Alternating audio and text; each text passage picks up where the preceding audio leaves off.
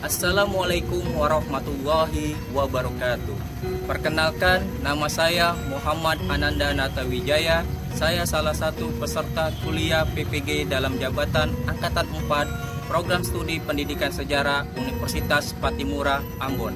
Pada hari ini saya telah mendaftar dan akan mengikuti ujian kinerja praktek pembelajaran di dalam kelas dengan dibuktikan saya telah mengeprint formulir pendaftaran ujian kinerja praktek pembelajaran di dalam kelas. Demikian yang dapat saya sampaikan. Saya ucapkan terima kasih. Wassalamualaikum warahmatullahi wabarakatuh.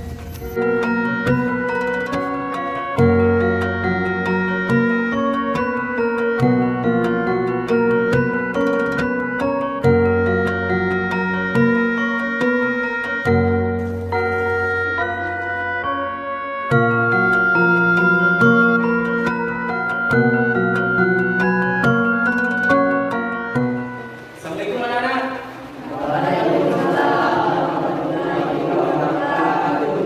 Apa kabarnya hari ini? Baik. Ya. Oke. Walaupun kita dalam pandemi, masih pandemi COVID-19, kita harus tetap menjaga kesehatan badan kita agar kita tetap fit dan sehingga ketika belajar di sekolah kita tidak gampang sakit. Oke, sebelum kita mulai pembelajaran hari ini, alangkah baiknya kita mulai dengan membaca doa terlebih dahulu. Silakan ketua kelas pimpin doanya dulu. Sebelum mulai hari ini, kita berdoa. Doa mulai. Doa. Oke, terima kasih ketua kelas. Ya, absen dulu ya. Jadi di sini kalau berdasarkan absen itu ada 14 orang ya.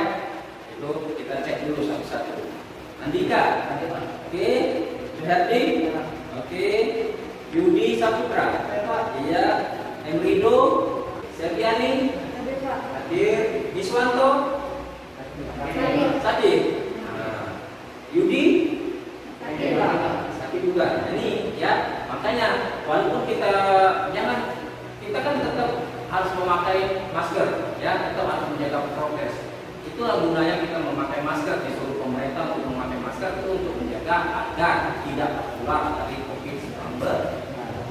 Oke, hari ini adalah hari pertama kalian belajar di SMK 2 Kayu ya, di mana kalian baru naik dari SMP ke SMK, ya. Oke, sebelum kita mulai pelajaran hari ini di mata pelajaran sejarah Indonesia, Pak mau tanya dulu, di SMP dulu mata pelajarannya itu sejarah atau IPS terpadu? Ketika mempelajari materi sejarah Indonesia, materi apa yang kalian masih ingat tentang materi sejarah di pelajaran di SMP? Ada yang masih ingat? Silakan. Ya, silakan. Aku di itu pernah mempelajari materi sejarah tentang peradaban manusia. Oke, ya, mempelajari tentang sejarah peradaban manusia purba. Benar anak-anak? Oke, ya, benar ya. Oke. Selain mempelajari tentang sejarah manusia purba, peradaban manusia purba, apa lagi kira-kira yang kalian pelajari di SMP dulu? Pak, Ya, silakan. yang saya ingat waktu di SMP pernah belajar tentang materi kerajaan-kerajaan yang berperan India, Buddha, dan Islam, Pak. Ya, terus ada lagi? Apa lagi kira-kira mempelajari tentang apa lagi di SMP dulu? Ya, silakan. Satu lagi Pak, waktu di SMP kami pernah belajar tentang masa penjajahan Belanda di Indonesia. Oke, ya, tentang masa penjajahan Belanda di Indonesia ya. Jadi banyak ya, mulai dari manusia purba, terus masuk Hindu Buddha, terus masuk lagi ke zaman penjajahan Belanda sampai dengan masa kemerdekaan. Oke, ya, oke, tepuk tangan dulu buat teman-teman yang sudah bisa menjawab. Ya, oke. Nah, hari ini adalah hari pertama kalian belajar pelajaran sejarah Indonesia di kelas 10 SMK ya. Nah, kalian ini di kelas 10 SMK, kelas 10 jurusan TAP ya, jurusan TAP 1. Oke. Nah, ini hari ini kita akan mempelajari tentang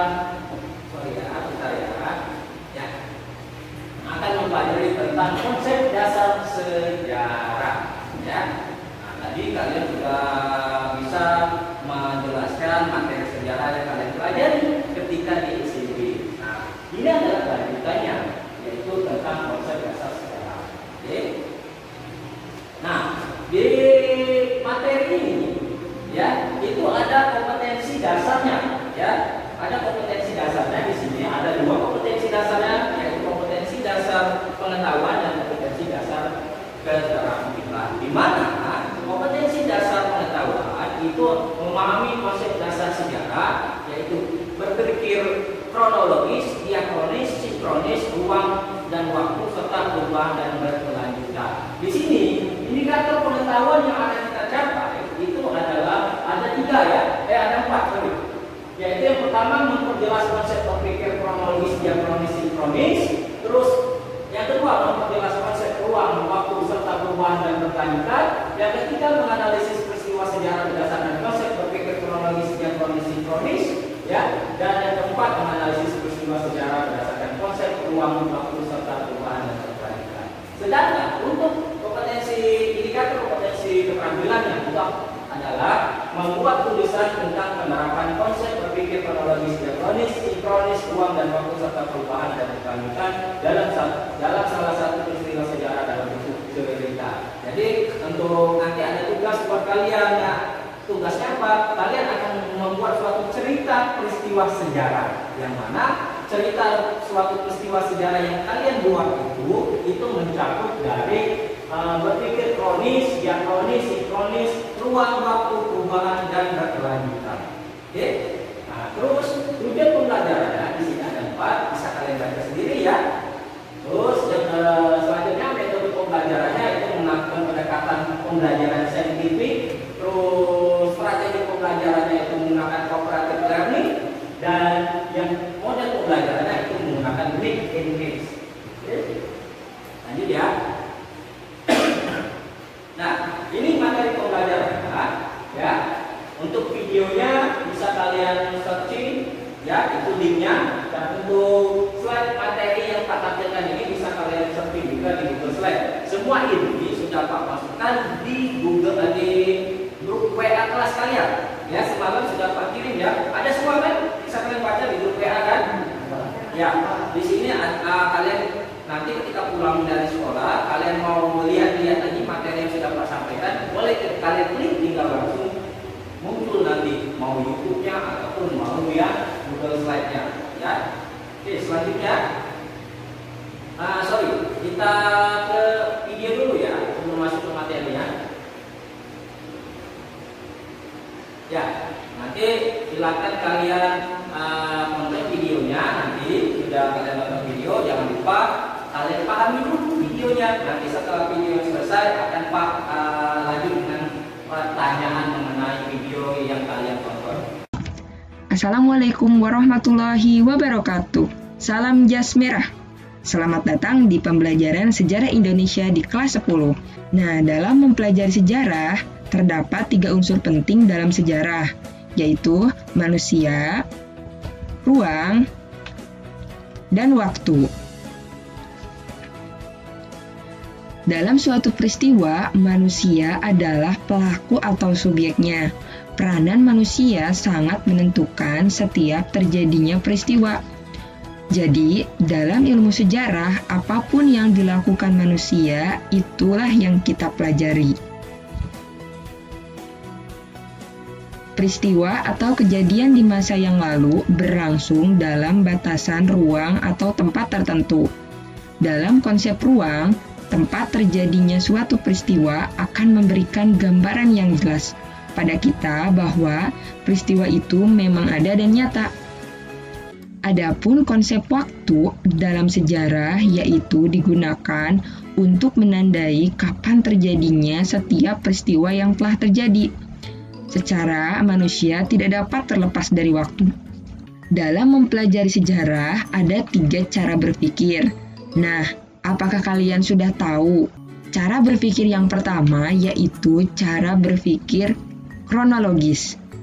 Pasti kalian sering dengar kan kata kronologis? Cara berpikir Kronologi juga membantu kita agar lebih mudah dapat menghubungkan dan membandingkan peristiwa sejarah yang terjadi di suatu tempat. Yang kedua yaitu cara berpikir diakronik. Secara etimologi atau asal-usul kata, diakronik berasal dari bahasa Yunani, yaitu dia dan kronos. Dia artinya melampaui, melintas, atau melalui. Sedangkan kronik berasal dari kata kronos, yang artinya waktu. Jadi, diakronik artinya adalah melintasi waktu. Yang ketiga yaitu cara berpikir sinkronik. Kalau cara berpikir sinkronik agak beda. Kalau dari segi bahasa, sinkronik berasal dari bahasa Yunani, yaitu shin dengan kronos. Shin artinya dengan, kronos artinya waktu. Adapun dalam Kamus Besar Bahasa Indonesia, sinkronik diartikan dengan segala sesuatu yang bersangkutan dengan peristiwa yang terjadi pada suatu masa. Contoh berpikir sinkronik misalnya, yaitu peristiwa proklamasi di Jakarta tanggal 17 Agustus tahun 1945. Nah, yang kita gali lebih dalam adalah seputar peristiwanya. Nah, sekarang Pak mau bertanya, kira-kira ada yang ada yang paham atau ada yang masih ingat video yang Pak tampilkan itu menjelaskan tentang apa? Ya, silakan. Di video tadi menjelaskan tentang konsep dasar sejarah yang terdiri dari konsep berpikir kronologi, diakronis, sinkronik, ruang dan waktu, serta perubahan dan keberlanjutan pada peristiwa sejarah yang telah terjadi. Ada lagi yang bisa menjelaskan mengenai video yang Pak tampilkan tadi? Menjelaskan apa? Ya, silakan. Di video tadi menjelaskan tentang contoh konsep ruang dan waktu pada peristiwa sejarah proklamasi kemerdekaan, di mana dijelaskan satu yang mana termasuk konsep ruang dan waktu, yang mana termasuk konsep waktu pada peristiwa proklamasi tersebut. Oke, ya di video tadi itu menjelaskan tentang contoh ya, contoh dari konsep dasar ya, konsep dasar sejarah. Yaitu berkaitan dengan ruang dan waktu. Oke, yang mana nanti kita akan pelajari di slide berikutnya. Oke, ya kita lanjutkan ya. Oke, konsep berpikir kronologis. Apa itu konsep berpikir kronologis? Nah, konsep berpikir kronologi itu berasal dari kata kronos, ya, terus yang berarti waktu dan logos yang berarti ilmu. Ini berasal dari bahasa Yunani, ya. Kronologi dapat diartikan sebagai ilmu yang mempelajari tentang waktu. Selanjutnya, kronologi dalam sejarah merupakan urutan peristiwa sejarah yang terjadi. Jadi, menurut kronologi itu, berdasarkan kronologi itu adalah suatu peristiwa yang diurutkan secara waktunya berurutan, ya, harus berurutan. Tidak boleh yang bagian akhir dijadikan bagian awal. Lanjut, konsep berpikir diakronis. Apa itu diakronis? Diakronis artinya mempelajari sejarah dalam kurun waktu yang berurutan. Ya, selanjutnya diakronis bersifat memanjang dalam waktu, tetapi terbatas dalam ruang. Sejarah menunjukkan proses sejarah akan membicarakan satu peristiwa tertentu dengan tempat tertentu dari waktu A sampai waktu B. Ini adalah contoh yang kedua. Oke, dari contoh kedua ini sebelum Pak jelaskan, ada yang bisa menjawab ini gambar apa? Ya, silakan aja. Oke. Apa itu? Judul dari foto ini adalah peristiwa pembacaan Cek Kemerdekaan Indonesia 17 Agustus 1945. Selanjutnya penjelasan dari gambar di depan menceritakan terlebih dahulu peristiwa-peristiwa yang masih berhubungan dengan pembacaan Cek proklamasi antara lain: A. Menyerahnya Jepang juga dari pengumuman di Osaka, Hiroshima dan Nagasaki. B. Golongan pemuda mendengar bahwa Jepang menyerah. C. Golongan pemuda memaksa golongan Jepang untuk merdeka. D. Menculikan Soekarno dan Hatta ke England Jenggo ke tanggal 17 Agustus 1945. 1945 Indonesia memerdekakan diri dari penjajahan Jepang. Oke. Ya, tadi dikatakan bahwa gambar yang depan ini adalah gambar tentang peristiwa proklamasi kemerdekaan. Apakah benar? Kita lihat. Oke. Ya, benar ya. Jadi di sini ada Soekarno, Muhammad Hatta dan para pejuang-pejuang yang lain sedang berkumpul itu untuk memproklamasikan kemerdekaan Indonesia. Jadi judul yang sudah dijelaskan teman kalian tadi itu benar. Peristiwa kemerdekaan Indonesia tanggal 17 Agustus tahun 1945. Kronologisnya, peristiwa kronologisnya, apakah benar berurutan? Dimulai dari kapan? Yaitu dimulai dari menyerahnya Jepang akibat pemboman di kota Hiroshima dan Nagasaki. Dari situ dulu kita ceritakan urutan untuk tentang konsep kronologisnya tadi. Kenapa sih bisa Indonesia memproklamasikan kemerdekaan? Ini urutan pertama kronologisnya. Karena dua kota besar di Jepang, Hiroshima dan Nagasaki, itu dibom atom oleh pihak sekutu. Oke, selanjutnya itu yang kedua. Peristiwa golongan pemuda mendengar bahwa Jepang menyerah. Kenapa Jepang menyerah? Karena dua kota Hiroshima dan Nagasaki ini dibom atom oleh sekutu. Terus selanjutnya, golongan pemuda memaksa golongan tua untuk merdeka. Inilah nanti ada yang namanya peristiwa Rengas Dengklok. Ada yang masih ingat ya? Peristiwa Rengas Dengklok ya? Nah, itu. Selanjutnya penculikan Soekarno dan Hatta. Nah, ini ya. Dan sini langsung ke sini, penculikan Soekarno dan Hatta ke Rengas Dengklok. Dan yang terakhir itu adalah tepat tanggal 17 Agustus tahun 45 Indonesia memerdekakan diri dari penjajahan Jepang. Inilah yang namanya kronologis. Sedangkan diakronisnya ini judulnya tentang peristiwa kemerdekaan Indonesia tanggal 17 Agustus tahun 45. Yang dijawab oleh teman kalian itu benar. Oke ya, walaupun baru pertama kali duduk di kelas 10 SMK, ternyata materi yang berkaitan dengan diakronis dan diakronis dan kronologis ini ternyata teman kalian sudah memahaminya. Oke, tepuk tangan dulu buat ini. Oke, lanjut ya. Nah, konsep sinkronik. Oke, konsep sinkronik adalah mempelajari peristiwa sejarah pada kurun waktu tertentu dan kurun waktu tertentu saja dan pas ilmu sosial. Cara berpikir sinkronik ini adalah melebar dalam ruang serta memperhatikan struktur dalam suatu peristiwa.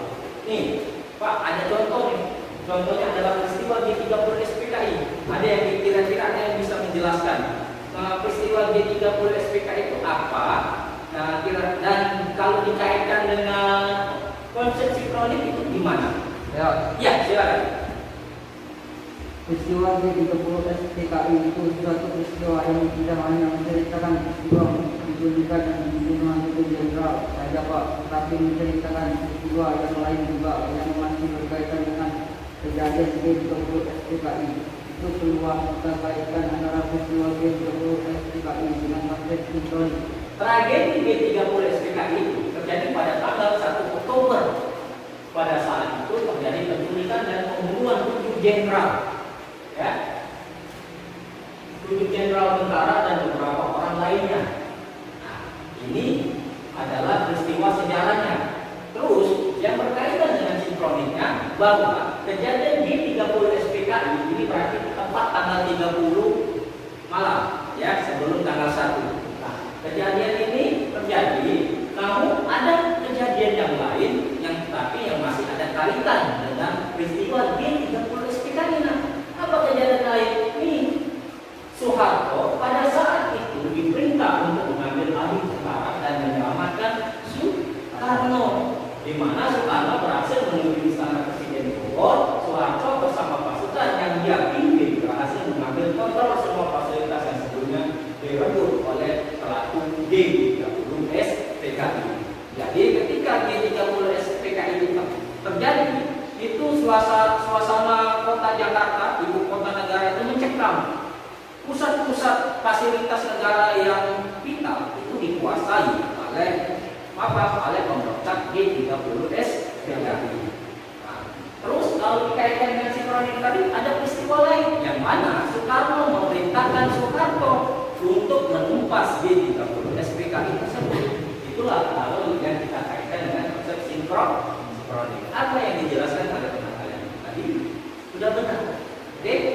Tepuk tangan dulu buat teman-teman. Oke, lanjut. Konsep waktu. Konsep waktu dalam sejarah sangat diperlukan sebagai pengelompokan berdasarkan waktu, ya, ini atau pembabakan atau periodisasi. Suatu peristiwa sejarah dalam urutan waktunya terjadi peristiwa sejarah atau kronologis yang kronis. Konsep waktu sangat penting untuk menghindari terjadinya tumpang tindih peristiwa sejarah atau anakronis. Maksudnya di sini, selain ada ruang, suatu peristiwa sejarah itu selain ada ruang, pasti ada waktunya juga. Saling berkaitan, antara ruang dan waktu itu saling berkaitan. Jadi kalau ada misalnya kalian mendengar orang menceritakan suatu peristiwa sejarah, terus kalian tanya, itu kejadiannya kapan? Oh tidak tahu kapan kejadiannya. Terus di mana kejadiannya? Oh tidak tahu di mana kejadiannya. Nah itu belum bisa disebut dengan suatu peristiwa sejarah.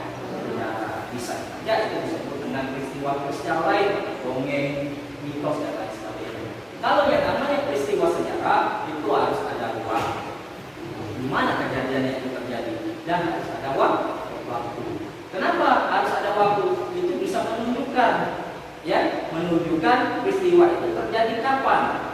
Siapa tahu nanti dengan jarak yang berdekatan, misalnya dalam hari yang sama tapi beda jam, ada dua peristiwa yang terjadi. Nah, kira-kira yang mana dulu yang mau diceritakan? Kita lihat dari waktunya, walaupun dari tempatnya sama. Misal di atas jembatan ada kecelakaan nih, ya, di atas jembatan ada kecelakaan. Nah, tapi waktunya berbeda. Yang pertama kecelakaannya terjadi di atas jembatan jam 8 pagi. Sedangkan peristiwa yang kedua itu terjadi di kecelakaan di jembatan tapi di jam 10 pagi. Nah, berarti yang harus kita ceritakan bukan di jam 10 tapi jam 8 pagi. Kita ceritakan dulu. Selesai dari jam 8 pagi, baru kita lanjutkan peristiwa yang kedua, yaitu di jam 10. Paham ya? Sampai sini? Jelas? Oke, kita lanjut. Nih ada contoh lagi nih. Contoh penerapan konsep ruang dan waktu sejarah. Foto di samping merupakan foto pembacaan teks proklamasi lagi ya. Tadi sudah teks proklamasi. Nah, ini teks proklamasi lagi yang dibacakan oleh Insinyur Soekarno. Peristiwa tersebut terdapat 3 unsur utama. Nah, ada yang tahu apa itu 3 unsur utama yang terdapat di dalam gambar ini? Ya, silakan. Pertama adalah unsur manusia, yaitu kemanfaatan dan orang lain yang hadir dalam pembacaan teks proklamasi dibutuhkan itu. Kedua itu sering melalui penggunaan. Kedua adalah unsur sifat yaitu rumah yang terdapat dalam Undang-Undang Nomor 56 dan hadir unsur waktu, yaitu pelaksanaan pembacaan teks proklamasi dalam kehidupan konstitusi ini melalui teknologi. Oke, yang ketiga tadi adalah waktu. Oke. Manusianya ada teman kalian tadi, ini yang unsur pertamanya adalah manusia. Di mana di sini ada Soekarno, Muhammad Hatta dan lain sebagainya. Terus lanjutnya tempatnya ini ada di rumah Pak katanya tadi kan, di rumah Soekarno. Terus yang ketiga ini adalah waktunya itu Pak kerjanya pada tanggal 17 Agustus tahun 45. Oke, kita cek, apakah benar? Oke, yang pertama, unsur yang pertama adalah unsur manusia, benar. Ya, di mana di dalam gambar di samping ini itu ada Soekarno, Muhammad Hatta dan orang-orang lain yang hadir dalam pembacaan teks proklamasi. Terus yang kedua adalah unsur tempat, yaitu tempatnya di mana? Tempatnya di rumah Insinyur Soekarno. Tempatnya di Jalan Pegangsaan Timur nomor 56. Ya, selanjutnya unsur waktu, yaitu pelaksanaan pembacaan teks proklamasi pada tanggal 17 Agustus tahun 1945. Apakah benar jawaban teman kalian? Benar. Ya. Oke, tangan dulu buat ini. Di sini ada 3 unsur utamanya ya. Ini adalah unsur ruang dan waktu. Waktunya apa? Di tahun 17 Agustus tahun 1945. Unsur ruangnya apa? Yaitu ada manusia dan ada tempat. Paham ya? Nah, selanjutnya materi berikutnya ini adalah perubahan itu terjadi secara 2 faktor, ya, yaitu faktor intern dan faktor ekstern.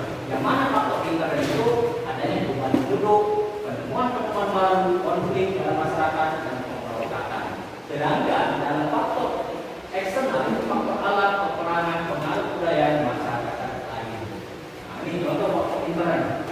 Ya, penemuan-penemuan baru bisa. Ya, di Indonesia adanya penemuan baru yang tadinya untuk membajak sawah menggunakan tenaga manusia dan tenaga hewan. Muncullah yang baru. Penemuan baru apa? Ditemukannya traktor. Nah, ketika ditemukan traktor, pekerjaan semakin mudah, hasilnya berlimpah, maka apa? Terjadilah efek-efek yang lain, perubahan-perubahan yang lain secara cepat. Sedangkan faktor eksternal itu faktor alam. Contoh, nih yang baru-baru nih. Kemarin tanggal 4 itu ada gunung meletus ya, gunung Semeru, ya, gunung meletus. Nah itu faktor eksternal, ya, yang akan mengakibatkan perubahan.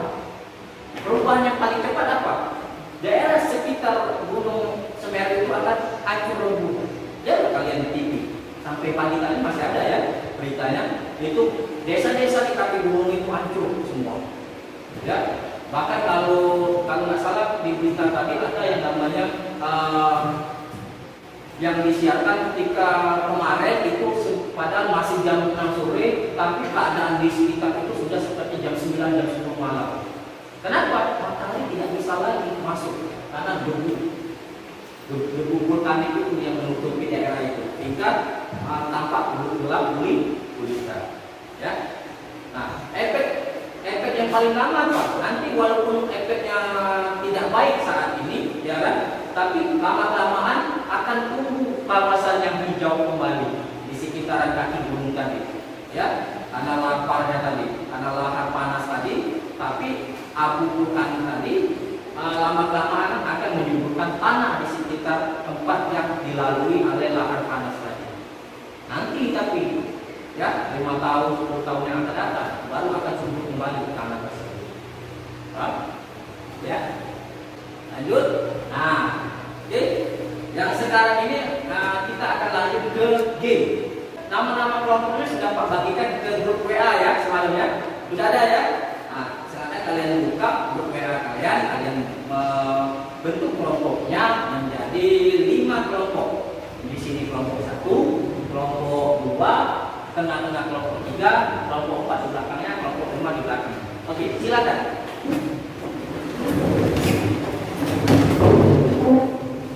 Nah, ya, kelompok 1 ya, kelompok 2. Oke, kelompok 3. Oke, kelompok 3, kelompok 4. Ya, kelompok 4, kelompok 5. Oke, ya, kelompok 5 ya. Oke, cukup ya. Oke, sebelum kita mulai game, ya. Sebelum kita mulai game permainan game ini, Pak akan memberitahukan dulu aturan mainnya, ya. Di mana game, nama game ini ada word wall. Ini linknya word wall. Game word wall ini di mana akan ada suatu pertanyaan. Pertanyaan ini akan kalian jawab. Apabila pertanyaan jawaban dari kelompok 1 itu kurang tepat, kelompok lain boleh tuh menjawabnya, ya. Kalian dengar nih, kelompok 1 menjawab. Kira-kira benar tidak jawaban? Kalau tidak benar, apakah kelompok lain bisa Pak menjawab? Silakan, ya. Tunjuk tangan aja Pak, saya Pak dari kelompok sekian mau jawab. Kelompok 1 itu jawabannya kurang tepat, kami ingin melengkapi jawabannya. Silakan. Keren, ya. Kelompok 1 dapat yang mana? Ya, kelompok 1. Lihat soalnya. Sinkronik dalam sejarah adalah cara mempelajari atau mengkaji pola-pola gejala dan karakter dari sebuah peristiwa sejarah pada masa tertentu. Secara umum, sinkronik memiliki ciri-ciri. Coba jelaskan ciri-cirinya apa saja. Kelompok lain boleh silakan berdiskusi dengan kelompoknya. Apabila kelompok 1 tidak bisa menjawab, kelompok lain boleh menjawab. Oke, silakan. Oke, ya, ternyata sudah ada jawabannya. Silakan kelompok itu. Ciri-ciri sinkronik mempunyai ciri sebagai berikut. 1. Mengkaji peristiwa sejarah yang terjadi pada masa tertentu. 2. Memiliki merancang sajian peristiwa pada pola-pola gejala dan karakter. 3. Bersifat horizontal. Oke, apakah benar jawaban kelompok 1? Ya, kelompok berapa?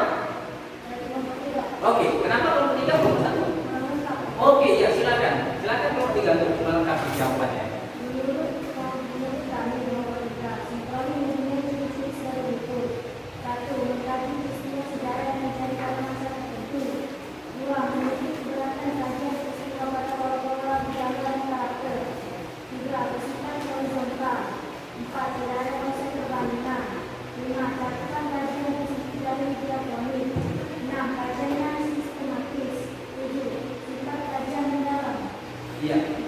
Apakah benar kelompok lain? Jawab kelompok 3? Benar. Oke. Ya, kita kasih plus dulu kelompok 3. Ya. Ya, kelompok 1 mungkin masih gugup ya, masih gugup, jadi agak-agak ragu mencari jawabannya ya. Nah. Oke. Ini kelompok 3 soalnya jelaskan apa yang dimaksud dengan ruang. Merupakan tempat terjadinya berbagai macam peristiwa sejarah dalam daerah. Silakan kalian diskusikan dulu apa jawabannya baru kita jawab. Ya. Mana? Ya, silakan. Penelaahan suatu peristiwa berdasarkan dimensi waktunya tidak dapat terlepaskan dari adanya ruang waktu terjadinya peristiwa tersebut. Jika waktu menitik beratkan pada aspek kapan peristiwa itu terjadi, maka konsep ruang menitik beratkan pada aspek tempat di mana peristiwa itu terjadi. Ya, di mana kelompok lain? Apakah benar kelompok 3? Benar ya? Oke, kasih plus dulu 3. Tampaknya sangat semangat sekali ya kelas 10 DAP 1 ini belajarnya. Oke, kita hilangkan lagi. Siap-siap kelompok berapa ini? Kelompok 4. Oke, Pak putar ya kelompok 4.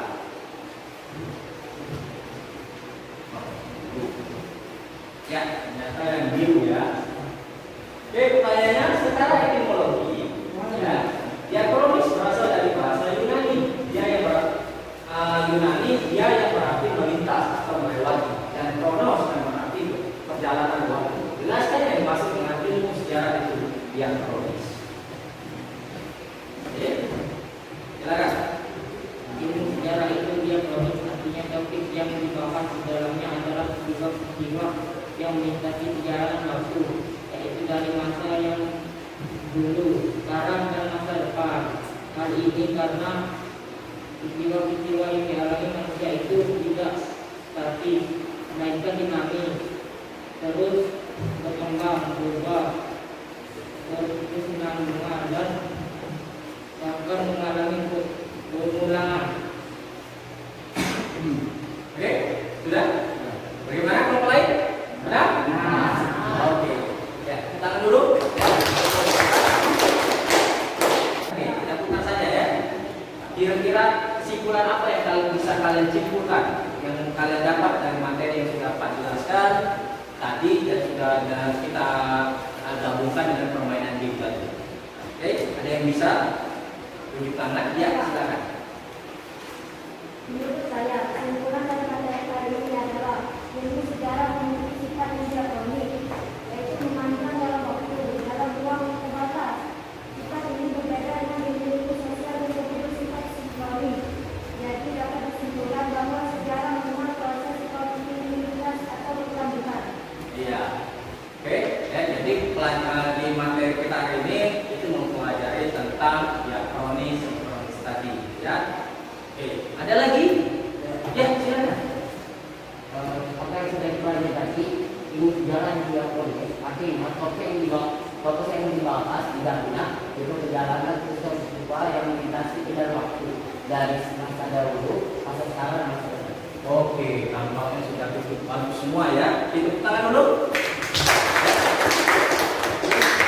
Apakah sesuai dengan kesimpulan yang Pak buat di sini? Ya, ternyata sesuai ya. Oke, yang sangat teman kalian jelaskan itu ada di poin 1 dan poin 3. Ya. Poin 1, 2, dan 3. Oke, ini adalah kesimpulan materi kita hari ini. Ya. Oke, refleksi terakhir. Oke, silakan Nak. Apa refleksi yang bisa kamu sampaikan hari ini? Saya merasa semangat dengan pembelajaran hari ini, Pak. Sangat menyenangkan dan seru karena ada game yang kita mainkan yang masih berkaitan dengan materi kali ini. Jadi saya lebih mengerti dan paham dengan materi yang tak sampaikan sebelumnya. Oke, ya. Terima kasih ya. Ternyata kalian sudah cukup memahami, apalagi dengan adanya game tadi. Mana game yang Pak bikin tadi adalah game yang masih berkaitan dengan materi yang Pak sampaikan hari ini. Ternyata ketika kalian bermain game, di situlah kalian bisa lebih cepat memahami materi kali ini. Oke, mungkin nanti di pertemuan berikutnya nanti akan Pak bikin lagi game-game yang lebih seru lagi, ya. Oke. Dan ini adalah tugas kalian, ya. Di awal sudah Pak jelaskan. Tadi di awal itu adalah Pak jelaskan tentang tugas keterampilan, ya. Nah di sini tugas kalian itu ada dua, ya, tugas pengetahuan dan tugas keterampilan. Nah apa aja Pak tugasnya? Itu bisa kalian lihat di LKPD. Oke, kita cek ya. Nah ini LKPD-nya ya. Ini di atas di halaman pertama itu tentang pendahuluan identitas materinya. Terus di tengah-tengah itu ada isi materi, ya. Jadi selain ada di Google Slide tadi, materinya bisa kalian kan buku cetak ini tidak bisa dibawa pulang. Sudah habis belajar dipulangkan ke perpus kan. Nah, tenang, buku ada buku pegangan kalian, ya. Atau yang disebut dengan e-book. Nah, itu sudah Pak kasih di dalam grup WA kalian, ya. Tinggal kalian buka link itu, klik, muncullah seperti ini. Ini ada materinya nih, ya, materi yang sudah Pak sampaikan tadi ada semua di sini. Terus di bagian akhirnya itu ada yang namanya tugas buat kalian, ya, bentar ya. Nah, ini ada tugas buat kalian nih. Ini adalah tugas tertulisnya, ya, pengetahuannya. Nah, itu Pak gunakan pakai Google Form. Kalian sudah klik Google Form ini, linknya, ya, nanti kalian kerjakan. Tenang, nggak usah takut. Pak kan waktunya sudah mau habis, iya. Memang waktu pelajaran kita sudah habis, tapi ini bisa kalian kerjakan ketika di rumah, ya. Nah ini waktunya Pak kasih waktu cukup panjang sampai jam 12 malam. Nanti itu masih Pak terima ketika kalian, nah Pak baru selesai ngajarannya jam 11 malam nih. Gimana nih, bisa nggak dikirim lagi? Tapi bisa, tapi jam 12 malam malah Pak tunggu. Oke, ya, silakan kalian kerjakan nanti di rumah. Ini tugasnya, ini adalah tugas pengetahuan dan ini adalah tugas keterampilan. Nah, yang kata Pak tadi, kalian bikin sebuah cerita, ya, cerita peristiwa sejarah yang dimana peristiwa sejarah yang kalian bikin ceritanya itu mencakup tentang kronologis, tentang diakronis, tentang sinkronis, perubahan, keberlanjutan, ruang dan waktu. Paham? Ya. Nah, kapan itu Pak kumpul? Minggu depan. Ketika kita masuk lagi, tugas keterampilan itu akan dikumpul minggu depan. Ya, Pak, apakah cerita sejarahnya cerita sejarah nasional atau tidak? Ya, cerita sejarah kepribadian kalian sendiri boleh. Menceritakan tentang kalian dari SD sampai ke SMA itu apa sejarahnya? Ya, apakah itu termasuk sebuah peristiwa sejarah? Iya, peristiwa sejarah itu, ya. Tapi peristiwa sejarah untuk diri kalian. Paham? Ya. Nah, jadi tugasnya ada dua, ya. Tugas individu, yaitu tugas latihan, kerjakan di Google Form. Terus yang kedua tugas keterampilan. Oke, terakhir,